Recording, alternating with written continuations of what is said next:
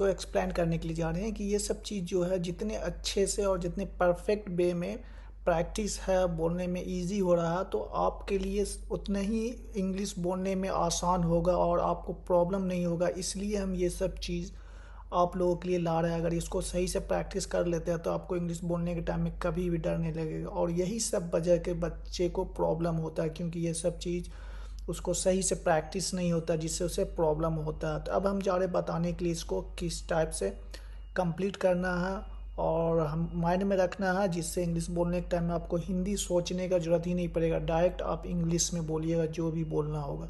तो अब जा रहे हम इसको बताने के लिए किस टाइप से प्रैक्टिस करना है। सबसे पहला देख रहे हैं ही इज़ है, ही इज़ नॉट है, इज़ ही है, इज़ ही नॉट है। तो ये सब चीज़ आप इस तरह से प्रैक्टिस कर लीजिए जैसे कि आप हिंदी में किसी से बात करते हैं ना, उस टाइप से इसको प्रैक्टिस कर लीजिए। और कैसे करना वो अभी हम बताएंगे। और उस तरह से अगर कर लेते हैं तो आपको बोलने के टाइम में कोई प्रॉब्लम नहीं होगा, और जो बोलिएगा तो आप फास्ट में बोलिएगा और विदाउट टेकिंग टाइम आप जो है अच्छे से बोल सकते हैं।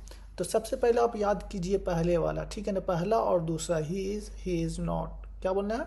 He is not. ये दोनों अच्छे से करने के बाद फिर ये तीसरा चौथा कीजिए, तो इज़ ही नॉट। क्या बोलना है? Is he not. इस टाइप से दोनों को प्रैक्टिस कीजिए। इतना कीजिए कि आप जितना फास्ट बोलिए, जितने परफेक्ट में बोलिए, उतना अच्छा होगा। फिर उसके बाद जब ये तीनों ये दो दो करके होने के बाद ये फिर चारों को बोलिए, he is not, is he not. ये सब इस तरह से आप परफेक्ट वे में कम से कम 15-20 मिनट में ये याद हो जाएगा, आपको ज़्यादा टाइम नहीं लगेगा। और ये सब चीज़ बहुत ही ज़्यादा इंपॉर्टेंट है, इसलिए हम बता रहे हैं, क्योंकि अगर ये सब चीज़ सही से प्रैक्टिस नहीं है तो इंग्लिश बोलने के टाइम में बहुत ही प्रॉब्लम होगा। आप सोचिएगा कि ही के बाद इज़ लगेगा कि एम लगेगा कि आर लगेगा, ही के बाद इज़ लगेगा या नॉट लगेगा, पहले कौन लगेगा, नॉट लगेगा, इज़ लगेगा। बच्चे को यही सब में प्रॉब्लम होता है। अगर ये सही से प्रैक्टिस है तो उसे कभी भी प्रॉब्लम्स नहीं होगा, और इसलिए हम ये सब चीज़ ला रहे हैं। और ये सब चीज़ प्रैक्टिस कर लेने के बाद 100% कॉन्फिडेंस होकर बोल सकता है। तो आज के लिए इतना ही, फिर मिलते हैं नेक्स्ट क्लास में।